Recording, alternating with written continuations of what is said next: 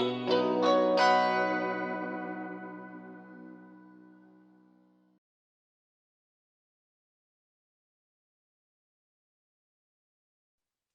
everyone, and welcome to the Ann Arbor District Library's AADL TV YouTube channel.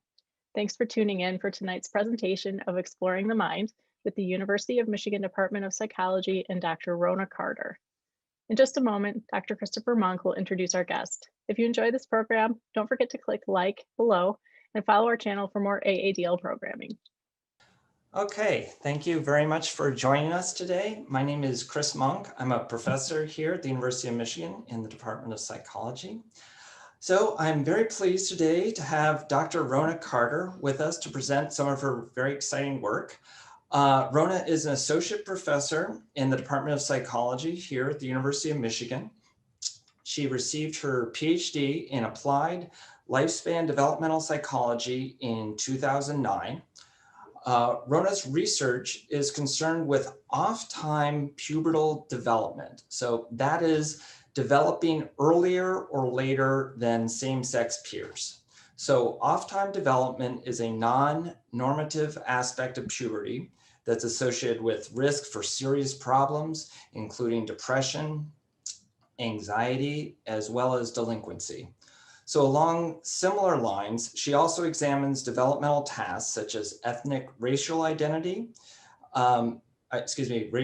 development, and psychologically threatening experiences like ethnic, racial, and gender discrimination that create resilience or vulnerability to conditions such as depression and delinquency.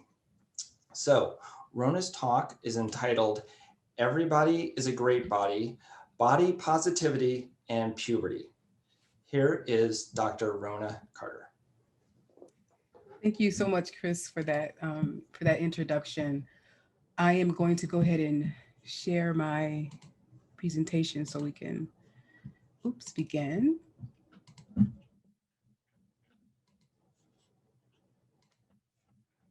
Thank you again, Chris, for that really great introduction. Again, as Chris said, my name is Rona Carter, and I'm an associate professor here at the University of Michigan in the Department of Psychology. And I'm really happy to be here today to share with you some of my ongoing research on pubertal development, particularly in girls. And we know that this is a universal transition, but there are some noticeable fluctuations in that development. As Chris indicated, developing off time tends to be particularly difficult for girls and can lead to a lot of different outcomes. And today I'm going to be talking more about self-concept and this idea of how puberty can impact body esteem, and how there might be ways that we could help girls navigate these messages they receive during the transition, so that they can come out with a better image of themselves and of others. So whenever I talk about this, my work, I always like to begin with this slide. Don't worry, dear, you'll develop like your friends soon enough. And we know that puberty is inherently a biological experience, but these changes that girls go through are often overt, and they connotate a lot of psychological and social variance. And as a result, the meaning and impact of puberty is qualified by the values and norms and cultures in the context in which that development is taking place. And one of the things that you might notice in this cartoon is that the lowercase b is sort of longing to be like these uppercase b's. She's a little bit sad, perhaps, because she is out of sync with her peers in terms of physical development. And feeling out of sync or feeling out of step with one peers can really impact her self-concept and her body esteem. What you also might see in this particular cartoon is that girls who are developing early are hanging out with their peers without parental supervision, and the lowercase b is not. And what we know from research is that oftentimes girls who do go through puberty a little bit earlier than their same age peers are hanging out perhaps with other peers and being exposed to messages that could impact their self-esteem and body image. And this is particularly sort of troubling because oftentimes girls who develop early they have a sort of older physical appearance, but they could be lagging behind cognitively. So they may not be able to decipher messages that they receive from their peers and from other sources about themselves and how they should be thinking about all the changes that are taking place. So today I'm going to be talking a lot about body image and body ideal during the pubertal transition. And, I'll start out by talking about how we sort of define body image, how conceptions of girls' body ideals sort of develop. I'll talk a little bit about the importance of thinking about these things during the pubertal transition. And then I'll end with some discussion on how girls can navigate these identity related messages, what roles adults play in helping them do that. And so we'll end on that note. So everybody has a body image, right? It is the perception we have of our bodies as well as the attitudes and feelings we have towards our physical appearance. And some people have a really positive body image and they can appreciate and love their bodies. And others may have a not so positive body image where they sort of dislike their bodies or think there's something wrong with it. Body image incorporates these thoughts or ideals you tell yourself about your body, along with the things you believe about your physical appearance and what you think what you should look like, and how whether or not you consider yourself acceptable based on the messages that you receive. And the thoughts and beliefs that you have about your body and your physical appearance, generate these feelings about your body and yourself. And many times, body image is confused with this self-esteem, with this idea of how you think and feel about yourself. That's what we think about when we think of self-esteem. But body image, again, is more about how you think and feel about your body. It's a concept or component of self-esteem, but very different from self-esteem. Um, Living in a female body, a disabled body, an aging body, or a fat body, a body with mental illness, is to awaken daily to a world that expects a certain set of apologies to already live on our tongues. This level of sort of not enough or not too much is sewn into these strands of differences that we see across all of our bodies. And those differences are beginning to impact the self-concept of children, particularly girls at younger and younger ages. Um, the expectation for apology for girls is during this pubertal transition when their body is changing, their ratio of body fat to muscle mass increases, and the body basal metabolism rate drops about 15%. And a person's weight is partially dependent on this rate. And so there's this normal weight gain that takes place during the pubertal transition as a result of these changes. And it's because of those different changes, the girl's body is changing that may not be consistent with how she believes her body should look. In these different physical appearances that girls start to have during this transition acts as a sort of social cue where there's a lot more pressure from their peers and adults in their social environment to conform to an ideal body shape that oftentimes for girls is unrealistically thin.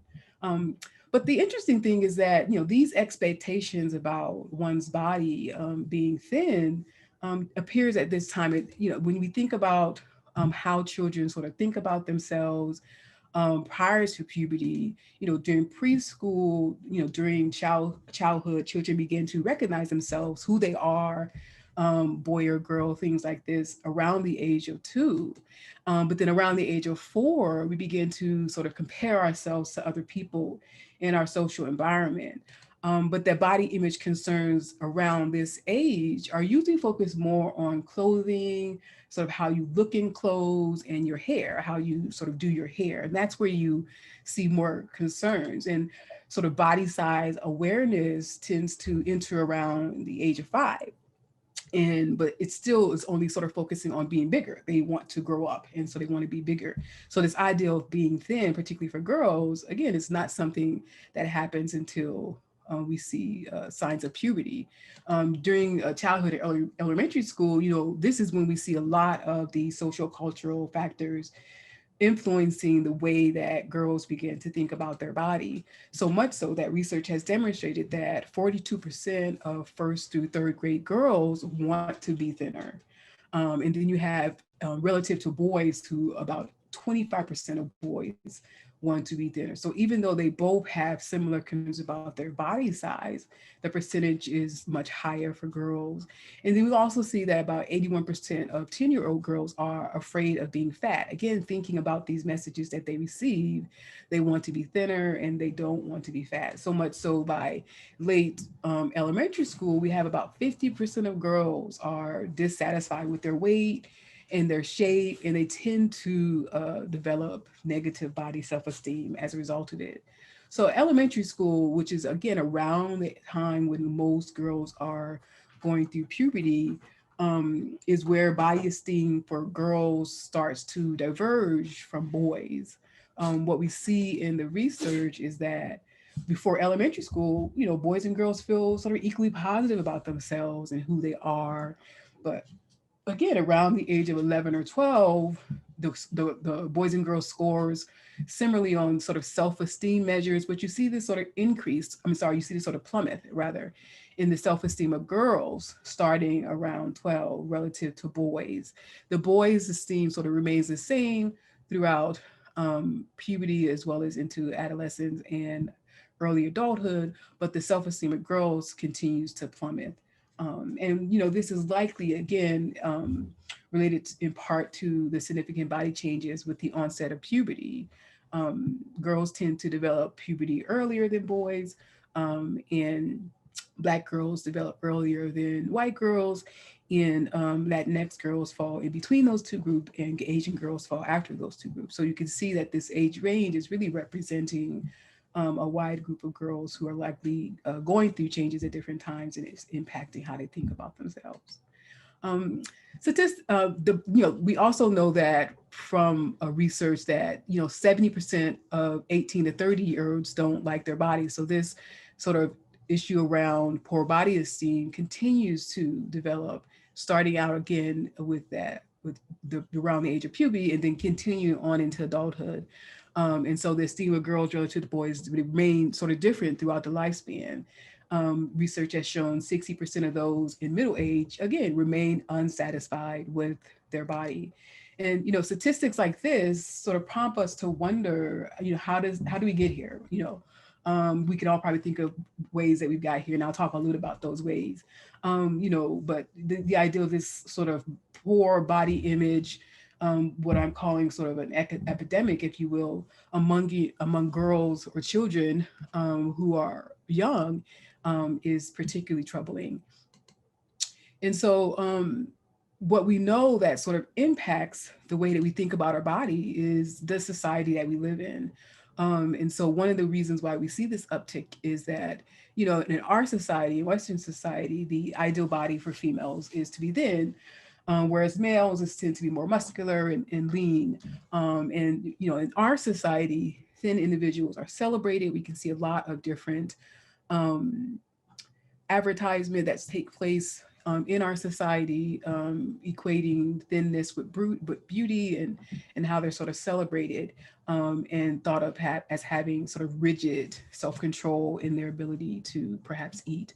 Whereas individuals who are overweight tend to be more vilified and are thought of as lacking restraint because they're unable to reach that thin ideal that we believe women should have. And we also see that these social norms are maintained by reinforcing those who sort of fit this model, thinner individuals, and then punishing those who don't fit the model.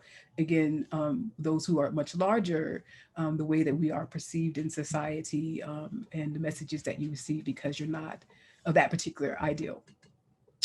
And, fat shaming has been going on for a very long time. In our society, fat shaming, sort of has been around since the mid-19th century.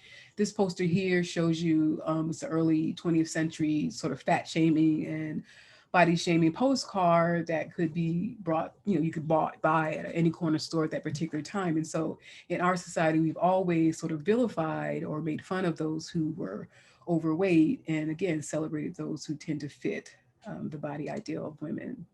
And this is particularly difficult for girls to navigate all of those messages that they're receiving during the pubertal transition, because this process that we go through exacerbates the ideal body image norms that we have in our society. Girls are getting an increase in fat, as I mentioned earlier, and a decrease in physical activity. So they're going to be gaining naturally weight that is needed for them to go through the pubertal process. And boys, on the other hand, tend to experience faster and increases in muscular growth. And so in doing this, what this means is that boys tend to, as they're going through puberty, move closer to our ideal of what they should look like and how they should feel about themselves. Whereas girls are sort of moving away from that ideal because they're gaining weight, their hips are getting a little bit wider, they may be developing some breasts. And although these are sort of necessary changes that girls are going through, because of pubertal development and what it does to prepare children, girls for um, we need to have some weight gain taking place. But unfortunately, in our society, that weight gain can elicit a lot of negative identity related messages that include the thin ideal. And so given sort of our society fear of weight gain, in some ways, it seems that as a society, we are not sort of adequately preparing girls for pubertal weight gain because we know that they are receiving messages that gaining weight during puberty is something that is not consistent with what we expect their body to look like. And again, this whole process, because of that, because we don't really talk about the weight gain that takes place during puberty and the specific amount, which is a large amount of weight, it could lead girls to having negative feelings toward their body. So to this appearance-based concerns, we sort of look at findings from a qualitative study on body image that support this sort of internalization of the thin ideal that might be taking place with girls and boys who sort of are going through puberty. If puberty is sort of moving one group towards their ideal and moving another group away from that ideal, this study really helps us think about how the internalization of thin ideal is being seen in younger children. In this study, it's pretty common for both boys and girls to prefer a leaner figure rather than an overweight body shape, as well as a strong dislike for being fat or overweight. In this study, both boys and girls also kind of use negative words when asked how they would feel if they gained some weight. And so they would use things like being scared or sort of ticked off or embarrassed or sad if they were to gain weight. However, only girls noted the importance of being thin. Even though they had concerns, boys had concerns, girls particularly noted those concerns and indicated that it's important to be a little bit skinny, I'm sort of glad I'm skinny and I'm not too fat.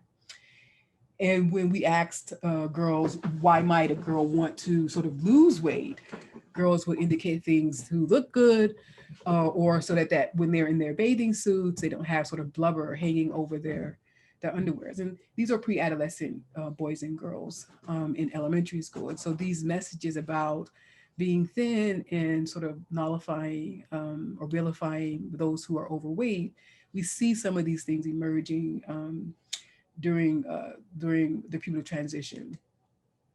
And we know that one of the reasons why we see this internalization of the thin ideal is through the different social cultural agents that could sort of maintain and transmit those particular messages and reinforce those particular messages. So they tend to be transmitted and reinforced through these agents, like the media, family, and peers are all sources of this these appearance-based ideals. And that's one of the ways that girls who are going through the pubertal transition are internalizing these messages and then sort of deciding how they feel about their body. Um, these influences tend to work by sort of restricting the notions of selfhood available to girls and kind of forcing them to make decisions to comply with social and cultural demands, that they sort of transform their bodies into this ideal shape, even though during this process of puberty, their body is moving away from that ideal shape. So they may be engaging in behaviors to meet that expectation. We know that media plays a big role in this. There's been lots of research that have looked at how women are portrayed in the media and sort of helping or thinking about ways for girls to be able to dissect and understand what they actually see in these images. It's not perhaps what is taking place but what is in real life. Research on elementary school girls who read magazines, they demonstrated that 45% of the girls, when they see these images, are motivated, they kind of motivate them to lose weight. They see these images and think, I'm not meeting this expectation, I need to lose weight. We also know that from this study, 69% of the girls said that the pictures sort of influence how they think about their body and what their body should be looking like rather, during as their body's changing during the pubertal transition. And this is particularly problematic if you begin to look at some of the other research, which suggests that the content of that's in these magazines geared towards preteen girls, they have the largest percentages of pages that are devoted to appearance and dieting relative to magazines that are geared towards boys during the same developmental period. So so the media plays a significant role in sort of the girls internalizing this thin ideal, and given they are exposed to this quite a bit, we could see why media plays a big role in how they think about their bodies. TV commercials also play a role. So it's not just the magazines that girls are reading, but it's just watching a TV program or a commercial or a movie that, typically they feature thin and healthy looking women. And those people are typically celebrated, whereas when you are featuring someone who's not, they're typically the comic or the comedic who is in that particular role. We also know that women's magazines have about 10 times the content related to dieting and weight loss relative to men's magazines. A study conducted in Australia found that girls who saw these thin models on TV or in magazines, they felt that they weren't good enough, that they weren't pretty enough or thin enough. So, they want to lose weight, they want to fit this particular ideal. And researchers also sort of concluded from this study is that the media influences the way that they're thinking about themselves. But it's not just the media, it's the peers and family that are also reinforcing this way of how they should look in terms of their body. This particular picture on the screen is a 2014 Victoria's Secret campaign starring their brand, which the women are called angels. And this advertisement plays on girls' insecurities and sort of sends a damaging message by positioning the words, the perfect body across the models who have exactly the same very slim body type. And this marketing campaign is particularly harmful because it sort of fails to celebrate the sort of amazing diversity of women's bodies that we see, and only choosing to call attention to one body type, and then of course saying this is the perfect body type. And so again, these types of campaigns in the media could be particularly damaging for girls who their bodies are changing rapidly, and also their cognitive development is changing. We also know from this research that the girls wanted to reported getting a lot of diet information from magazines also, and then they reported this pressure to be thin from the media that they were reading.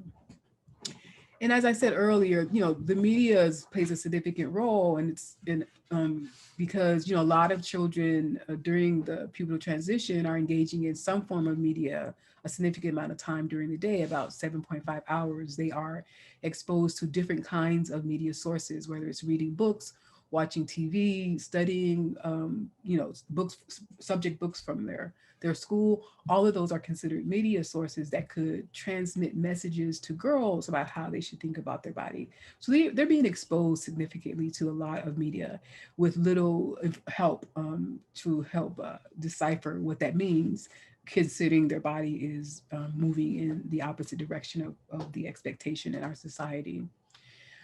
So in our own work, we sort of was wondering if puberty books, like other media sources, sort of convey these kinds of messages. Do these books attribute meaning to girls' bodies? And we chose to look at puberty books because oftentimes mothers or adults in the child's life are typically purchase books for their daughter to read to help them process the changes that they're going through during puberty. And so it'll be important to sort of think about, well, what kind of messages are being conveyed in those books? And so we had two specific questions that we wanted to know. We wanted to know what messages about pubertal weight gain are present in books about girls, pubertal development, and then we also want to know what messages about body image are present in books about girls' pubertal development. And the books that we chose were nonfiction books about girls' pubertal development. And we wanted to make sure the books contained some kind of information about weight or body image. And so initially we had about 25 books, and then that was whittled down to about 13 books, given only 13 books presented content about weight gain or body image, and the other books neglected that particular topic, even though it's pretty significant when during the pubertal transition. But among those books that we did identify, the results demonstrated that messages in these books relate to broader cultural messages about weight and body image in the United States. The cultural fat phobia scripts were pretty prevalent in the books, and contrasting sort of this well-intended developmental message: you're going to be growing and changing, but you don't want to grow and change to the point where you're gaining weight. And so you saw this sort of, you're going to be changing, but you don't want to change too much because you may gain weight, which is not what we expect. So one of the themes that emerged from our content analysis of the books was this idea of defining and measuring health. How are girls getting those sort of fat phobic messages, as well as messages about expected weight gain? And so for this theme, we focus on messages regarding what health is. So what's the definition of health? How are they defining that? And how are we measuring health? What are things that we're using to measure health? So one of the books indicated that the best way to get an idea of your overall health is to calculate your body mass index, a ratio of height to weight. And this is a pretty common way that we as a society measure our weight. But what this message is saying is that somehow the weight is equivalent to your health, and as if there's no other ways of measuring your health. So few of the books actually have or gave a direct definition of health, and they sort of left it up to the girl to sort of define that. And because of that, girls may be left with this ideal that weight and health are synonymous, that somehow those two things go together, and in ways that we know aren't necessarily accurate. And using BMI as a sole measure of health is problematic, and because in the books we noted that the BMI categories that they used to define health had some kind of social meaning attached to it. We saw that they would indicate in the books, individuals with a body mass index in the normal or underweight range were portrayed in these books as healthy almost without exception, as if you're normal and underweight, you're automatically going to be healthy. But we saw that overweight and obese individuals were considered unhealthy solely based on weight, without consideration of other health indicators, like their fitness level, things like that. And so again, this ideal that weight and health are synonymous, and that BMI is a good indicator of that, is what we saw in the book. We also saw that there was this desire to be thin portrayed in the book. So that was another thing that emerged. And what we saw in one of the books was that the book noted that some girls were sort of blessed to have flat tummies. Um, and so the desire to be thin was being conveyed in the book. And the books in our sample also suggested that overweight or being overweight was equated to being sort of out of control, unable to control the amount of maybe the food intake that you have. And so they would say things like, even if you are overweight now, you can regain control over your health with some simple, consistent new choices. And so we saw those messages, being the desire to be thin and this ideal that overweight is out of control, being conveyed in those books. Only 3 of the books noted that underweight individuals also were at health risk, but most of the books didn't indicate it was if you were overweight you were at risk for different things. And so another book indicated, well, if you're obese as a girl, you have a much higher chance of developing heart disease or diabetes as early as your 20s. So again, equating obesity to risk problems later on in life, but not really suggesting that underweight individuals are also at the same risk of developing heart disease or diabetes because they are underweight. So we also noted in our study that there were discussions of weight. The discussions that they had about weight tended to be more negatively framed, and weight gain expectations were really, really vague. They didn't really give girls a good sense of how much weight they should expect to gain. The books did sort of discuss this necessity that you have to gain weight. It's a normal process that you're going to go through during this time. And so some books did sort of note that, trying to normalize this and indicating there was some variation in when this weight gain would take place, but that it was a necessary process.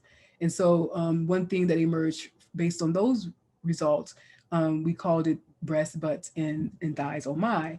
And this particular theme really focused on messages that talked about what changes that will take place during puberty, the weight gain or the widening of hips or growing breasts, things like that, and the extent to which those changes will take place, the order of those changes, and explanation of those changes.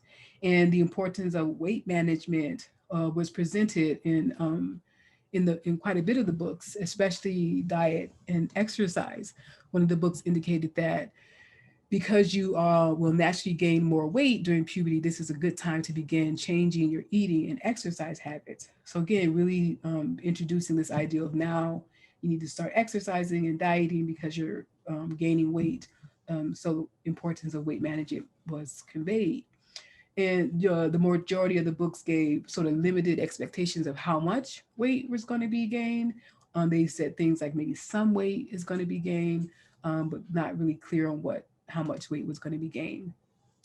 One book also challenged the girls to reflect on why girls think that they are overweight, and when they are not. And so really helping them reflect on the extent to which they might gain weight. And so this book was what indicated, why do so many girls think they're overweight when they're not?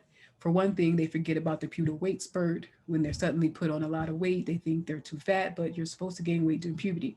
So again, really conveying that this weight is normal, this weight gain is normal. It doesn't mean that you're overweight, it doesn't mean that you're fat. But few books indicated that. Most books equated this weight gain to something that was more problematic, and you needed to exercise or eat differently in order to reduce the amount of weight gain that will be taking place. Lastly, a few of the books focus on developing a positive body image. So there was some messages in there about body image. And so one book indicated that there's no such thing as one ideal weight, especially during puberty, when girls' bodies are growing quickly and changing shape. There's a wide range of weights that doctors consider normal for any girl, depending on her height and basic body type. And so there were some messages that were trying to convey this ideal that we have variations in body types and not one body type is the same, but we saw a few of those examples. And so what we realized from this particular study was that the messages in the books tended to be a little bit conflicted. The books will discuss that, girls would gain weight during puberty, but at the same time, that expectation of weight was very vague about how much they were going to weigh. And also present, they, didn't really present girls with this ideal of how much they were going to weigh during that time. So these conflicting messages might be really particularly difficult for girls to synthesize as their minds are developing during this time period, of how they think about the weight gain. Similarly, we saw that messages about how to promote positive body image were also side by side with messages which sexualize the developing body and sort of value thinner rather than larger. So you had these sort of conflicting and mixed messages that girls who are developing have to decipher and figure out, okay, how do I feel about myself based on these messages that I could be receiving in these books. And the positive messages that we did see in the books, they may not be enough to overcome this pervasive thin ideal and weight discrimination that we have in our society, especially for girls, again, who are developing and may not be able to decipher how they think about themselves in a way that they can contextualize it. We also know that family plays a significant role. So media helps with the internalization of these thin idea messages, but also the family does. A lot of body messages pop up every day in families based on what we expect they should look like. Parents often do this either directly by sort of commenting on the weight and shape of the girls, commenting on maybe their developing body, and some parents put children on diets to lose weight during this time, and some even engage in teasing as the child is developing. Or it could be done, in an indirect way by modeling. And so just like the girl is being socialized to internalize this sort of ideal body image, which is thin, so is the mother. So the mother is also being socialized to believe this way. So she may not be commenting on the girls, but she may be modeling behaviors that that transmit that you should be thin, you should be exercising to lose weight. So parents socialize girls during this time either in direct ways or indirect ways. The Body Image, which is this really great historical graphic memoir, really the author talks a lot about the messages that she received about her body when she was going through the pubertal transition. And she specifically focuses a lot on the role of her mother and how much her mother really helped shape how she thinks about her body. Some of the messages that she received was that women must be small, this idea of being thin, but also small so that you are more feminine looking. So she would say things like, your arms are getting so big, you look like a man, you look so unfeminine, can't you just swim less or strongly, don't be so aggressive, just swim enough so that your arms get thinner but don't gain muscles, or don't you want a boyfriend? No man will want to date a girl with big arms. So really conveying this idea that she needs to be small and she's not consistent with the expectation. Or she was also being told that you're too fat to wear certain things. So based on her body size and how her body was looking, her mother would say things like, you're too fat to wear that, or you'll look prettier if you lost 15 pounds, or you need to go on a diet. So really dissecting her body and making decisions for her about how she should look and feel based on the expectations that we have in society. And the really interesting thing about this memoir is that the author talks a lot about the notion that her mother sort of understood society expectations of women and tried to convey these expectations to her. But unfortunately, the way that she chose to do this just reinforced those same biases instead of helping her to navigate those particular biases. We also know that in addition to family and media, peers socialize girls during this time period to help them think about how they feel about themselves. And peers during this time, they appear to be a little bit more important during the pubertal transition than their parents are. Kids are typically in the presence of their peers more than they are in the presence of their parents. And so a lot of appearance-based related conversations with your peers are taking place during this time. There could be some modeling or teasing.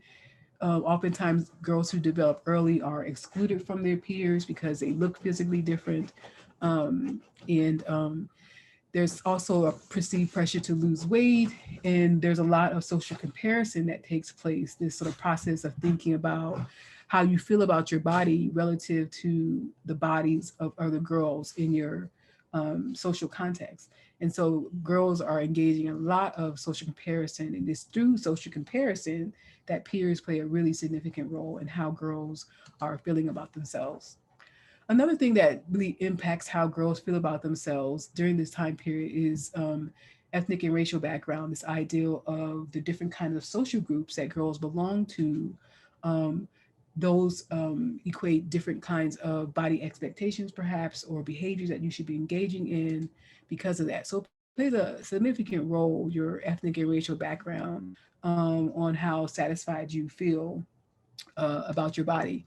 Research has demonstrated that white women relative to other women, other racial groups, they tend to have lower levels of body self satisfaction, more concerned about their weight, have an increase in drive to conceal body size with clothing, and so we see differences. We see some effects of being in this social group and how it impacts their body esteem.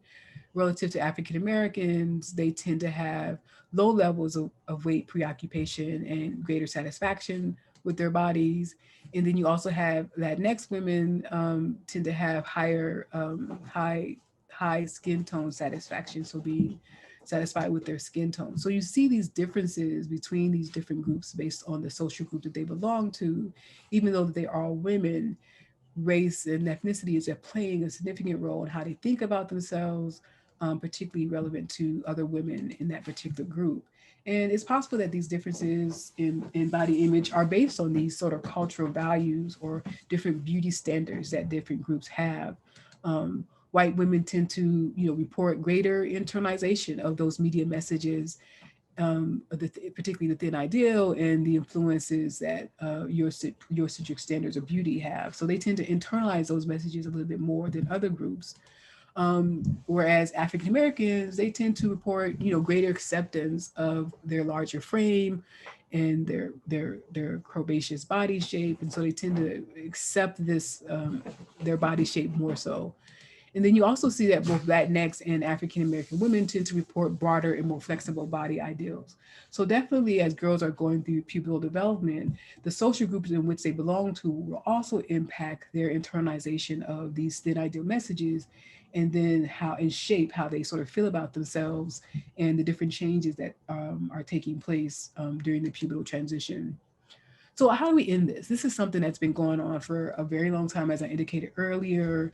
The kind of messages that we are receiving about how we should look and feel about our body. The good news is that, if you were to look at the history of the ideal body image for women, you can see that those images change over the course of history.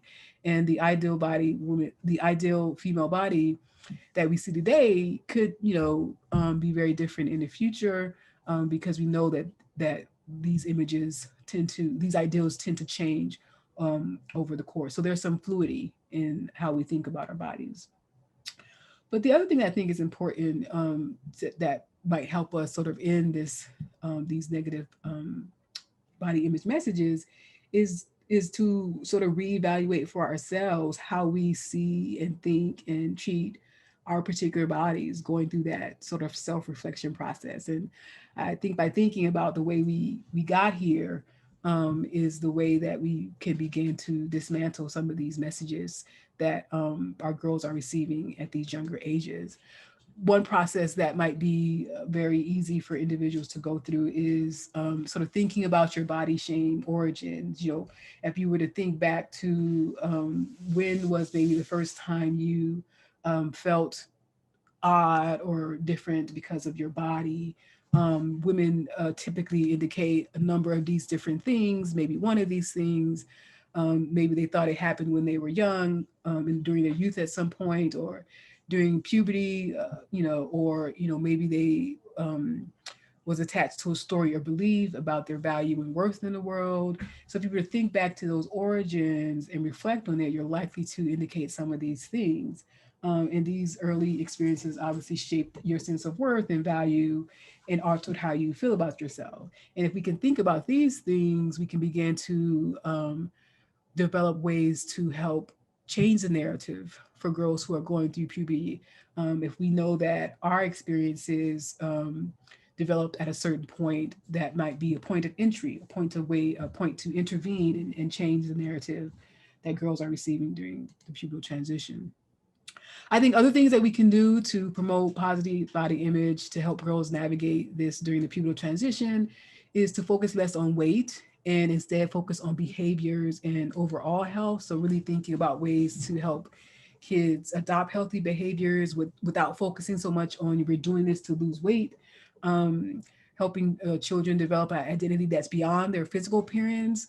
One of the things that has been really successful for girls who are in historically marginalized groups like African American or Black girls is to have a good sense of who they are as an African American or as a Black girl. That's something that they're able to identify with different aspects of themselves beyond their physical appearance, and that allows them to feel better about themselves. And so we know from some of the work that I've done that their identity plays a role in the extent to which these changes impact their behaviors. And another thing you can do is establish sort of this non-tolerance of weight teasing, not doing the fat talk and not teasing about weight gain. Something that if we were to think back, we maybe engaged in or heard and didn't intervene. Another way is again modeling behaviors. So as an adult and as a peer, trying to model behaviors so that children can then look at those instances and decide, okay, this is how I'm going to behave. So, avoiding extreme exercising and dieting, things like that. Not necessarily outlawing certain foods, everything maybe fits in moderation, things like that. And the last tip is really, talking, providing an environment with lots of talking and listening is something really, really important. And whether you talk to your mother about it or whether you talk to a friend about it, as adults, we can all use support to help us think about ways to help girls navigate the pubertal transition and sort of dismantle or change the narrative that they're receiving about their body. So, providing a supportive environment is going to be really helpful. Listening and addressing any unusual body related comments. So hearing the comments and then addressing them as opposed to ignoring them. Because when you ignore them, you send the message that, okay, that's actually the way you should be thinking, as opposed to changing the narrative and replacing the way that they think by considering something else. And again, helping to separate self-esteem from body esteem, because even though body esteem is a part of self-esteem, is a totally different aspect of who you are, and helping girls to realize that is going to be particularly important. One of the things that I've done in the work that I do here at Michigan is to culminate all these ideals into a educational module that is done with elementary school girls, primarily fourth and fifth graders in a local school in Ypsilanti. And what we do here is that we help girls prepare for puberty. So we talk about those changes. We talk about the expected weight gain. We also talk about the social groups that they belong to. So we focus a lot on what it means to be a girl or what it means to be white or Black or Latinx, and helping them think about themselves beyond the physical changes that they're going through. Because that's one thing we know could help them navigate the pubertal transition. And then we also, give them some coping skills, things that they could do, talking to a friend, talking to a teacher, talking to another adult to help them process information so that they don't feel bad about who they are and all the changes that they're going through. And so that's one of the things that we've done. And we've been doing the double digits program for about 3 years now in the IPSI school. So what's the takeaway, right? I like to say there's no such thing as a perfect body. And I tell my girls this all the time in double digits. When we talk about body, we pretty much talk about it during each session at some point, and it's conveyed during each module. We want to let girls' body appearance and health, they're really influenced during the pubertal transition by these social forces. And because girls who develop they may not be cognitively able to decipher and understand these things that they see. It can really impact how they feel about themselves. And so it's going to dictate how girls should look, and more than their self-esteem is going to be damaged. So more than how they think about themselves could be damaged. They could be begin to engage in behaviors that's linked to negative body image, like disruptive eating behavior, things like that. When you change the conversation with yourself, you will change the conversation for others. So again, engaging in that reflection process, thinking about how you think about your body and how you think about where those thoughts came from is going to help you be able to then change the conversation and the narrative for other people by going through that exploration. And I think the other takeaway is that we need to begin to interrupt the systems that perpetuate. I always mix that up. Body shame and oppression against um, all bodies. So these systems really convey that we should not be happy about our body, and they perpetuate these ideals. And because of that, this perpetuation is something that plays a significant role in how girls are feeling about themselves during puberty. So I want to thank you for listening to my talk. And if you guys have any questions, I would be more than happy. Or if you ever want to find out more about the work that we do here at IPSI, please feel free to contact me as well. So thank you. Great. That was wonderful. Thank you, Rona. So I just had a few questions I was just thinking of as you went through that really nice talk. The first one is, so as we all know, like it takes a while for research to be able to catch up with the current situation. It takes years to actually do a research study.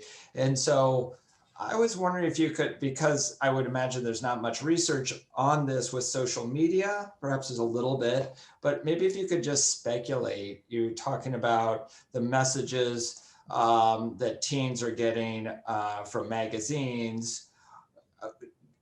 How do you think that relates to today with Instagram, YouTube, other forms of social media? It's a whole new ecosystem. And how do you think that may be related to teens now? Yeah, I think a lot of teens are really thinking about how many likes they get. And so depending on the different pictures that they post on Instagram, that really, how many likes they get from those pictures could really play a role in how they feel about themselves. If they don't get a lot of likes, they feel like, oh, maybe the picture isn't good, my body, something's wrong with my body. So I think that Instagram and other sources where we see a lot of pictures, and we know that adolescents are always posting pictures and different things that they're doing online. It's really about the likes and how much likes they get, and that's really impacting them. And the same is true for these other mechanisms like TikTok and Snapchat. It's all about the videos and things that you post. And if you don't post things that people like, it's really going to impact how you feel about yourself. And then you're going to also be looking at other people that you follow. And if they post things and get lots of likes, then you're thinking, okay, what's wrong with me? So now you're engaging in social comparison. And so even though we have different media platforms than we had in the past in terms of magazines or TVs, the same process is taking place. They're still doing social comparison. They're still deciding, how do I feel about myself based on what I'm posting and based on how people feel about what I post. Okay, great. Thank you. And the other, again, I was hoping you could speculate a little bit. The other thing I was thinking of as you were presenting is the phenomena that, like, looking back over the last 150 years, puberty has gotten earlier as nutrition has become more prevalent, which is obviously an excellent and great thing. But it used to be a while back that girls would enter puberty at age 17, and now it's much earlier.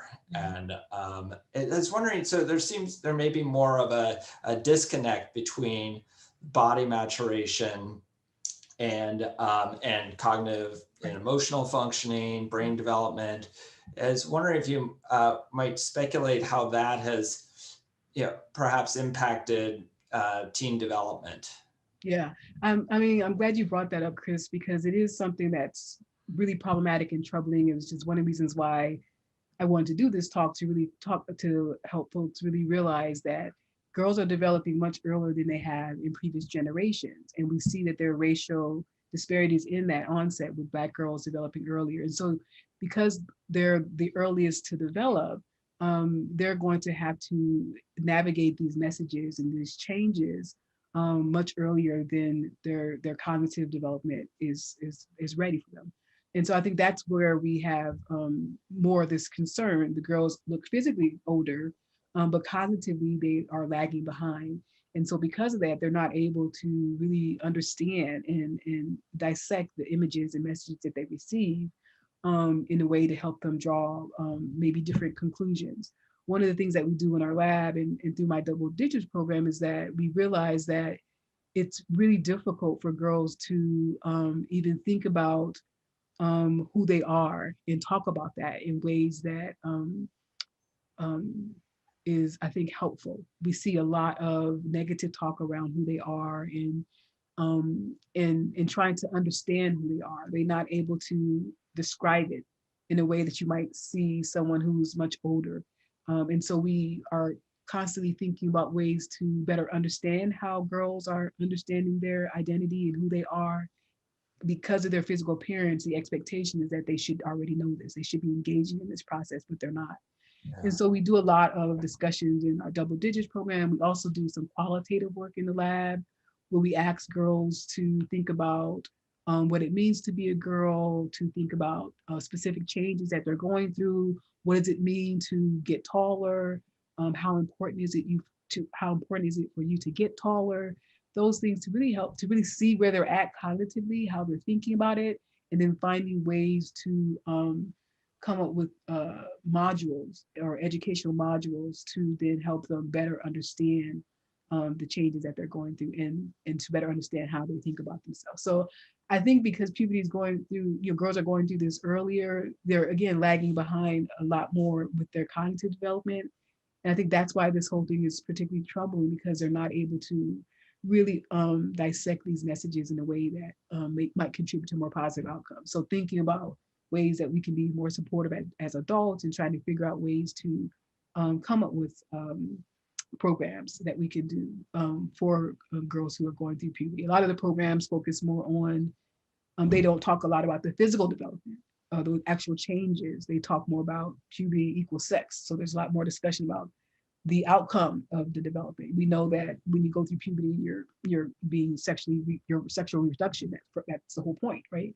So they focus on that in those education programs as opposed to helping them understand the changes that they're going through, understand that they're going to gain some weight, understand that they're going to be maybe taller than their other peers, and helping them to process that in a way where that could be a different outcomes. So a long answer to your question, but Thank but you.